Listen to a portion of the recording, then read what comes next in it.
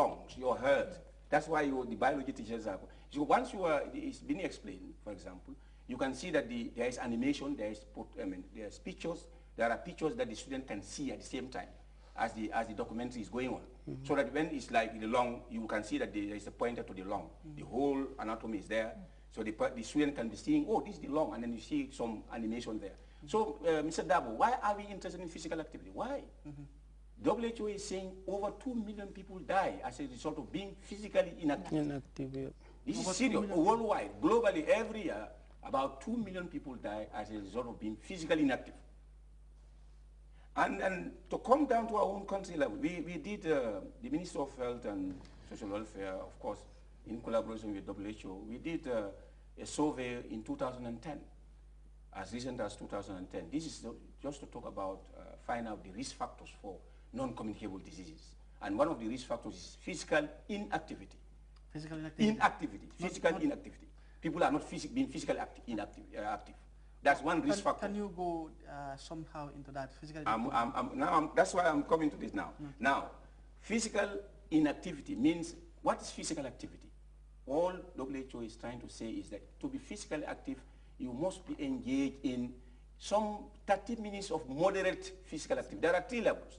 One is simple, that does not,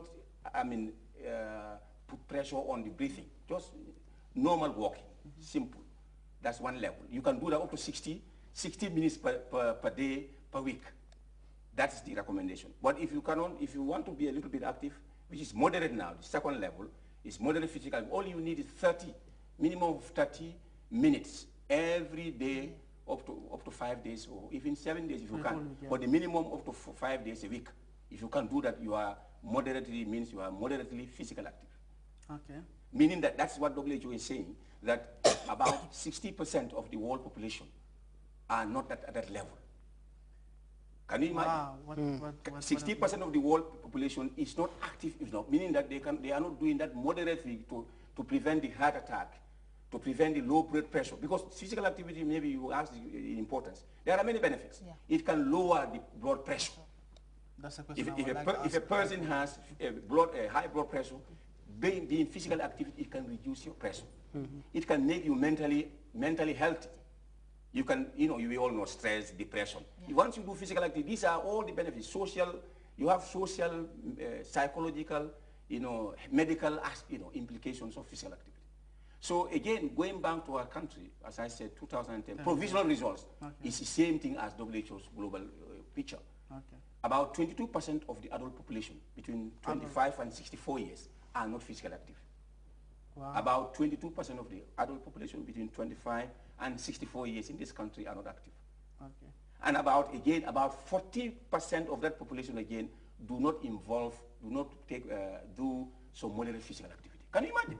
So we are in trouble, and this is why these modules are coming at the very right time. Okay, now. These modules are really coming at the very right, so that at least how do we generate, how do we, re-energize, how do we strengthen physical activity? Not sports, remember. Okay, I'm not very much, I don't want us to derail ourselves, because it's about physical activity. Everything that the body needs in terms of athletes, recreation, all those things are part of it. I understand. Yes. But just to add, to say something here, you have done that survey, and you realize that 22% of the adult population is not involved in physical activities. They have low physical activity.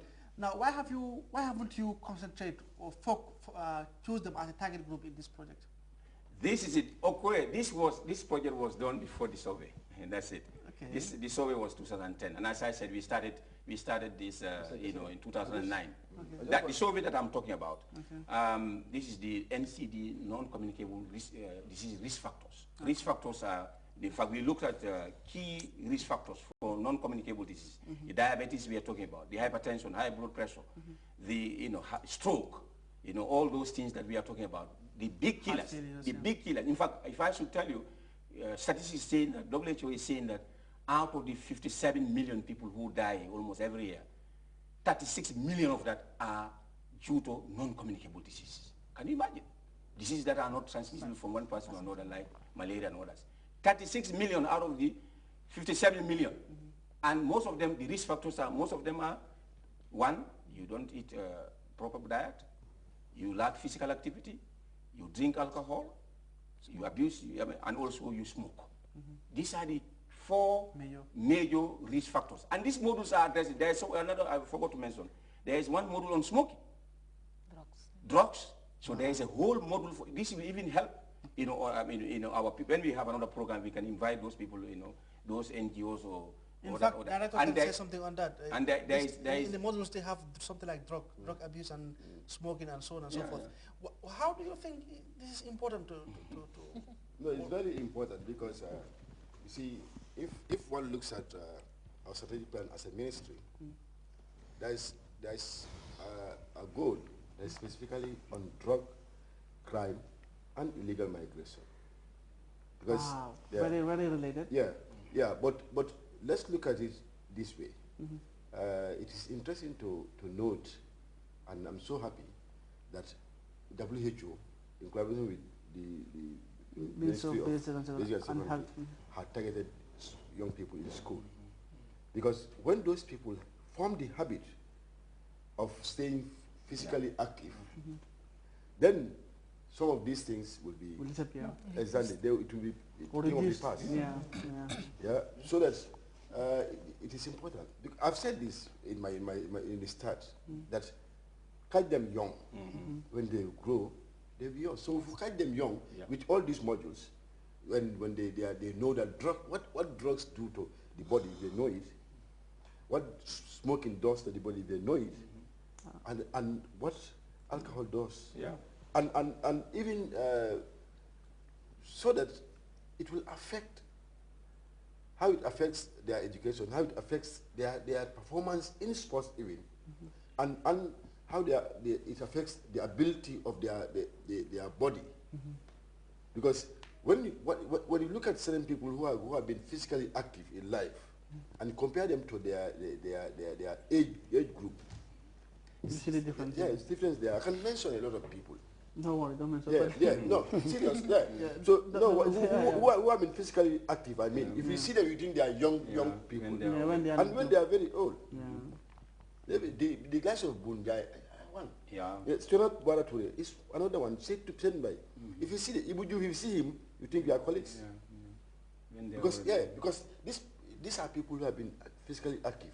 So that's why, if young people are being encouraged countrywide through the schools, then whichever occupation they will be doing, whether they are teachers, whether doctors, whether they are even presenters, after presentation or after the teaching, in the evening or in the morning, you can jog. Okay. Now to Madam Ture, can you tell us in this module, because you are doing it in your school, how do you go about it? Well, what I did was, like, when they came, we brought 200 questionnaires. That is pre and the post questionnaire, that's after the training. So as I told you, we are supposed to train the whole entire school. I mean on this physical education. Physical education, that's what I mean. So for what we did was, like, we gathered some science students and some of the commerce and arts students, because we never left them behind. So we distribute those questionnaires for them to fill them. At the end of the day, we collected and we start our training. So the training, what we did was, like, because it is a CD, so we have computer lab. We install them in all the computer labs so that the student can get access to it. Easily. Easily. So what I do is that when they come to the computer lab, I ask them to put it on, because some of them, they don't even know, they don't even touch computers, especially the grade 10, because they are newly intake. So I will ask them to put on the computers, then we go straight to the program, any of the CD that I'm training them. So we'll just go there, play on it. If it's a unit 1, we click on unit 1, then I will explain to them what it entails. So then from there, we move to another state. Then at the end of the day, if they have what you call the self-assessments. So that self-assessment, I will just leave it entirely to themselves. It's like, assess yourself and see. But so you allow them to ask questions while you explain certain things? No. What I did was, I had to, if you don't understand it, like some of the terms there. But though, what they designed the model was very, very interesting, because they have the dictionary part of it. So some of the complicated words that they cannot define, you have to go to the glossary and look at it, all right? So I will explain to them thoroughly until they understand. If they don't understand anything, they will ask back, then I will explain it. Then later, they will do that self-assessment. And even during that period of self-assessment, you find out, I normally group them. So they will see who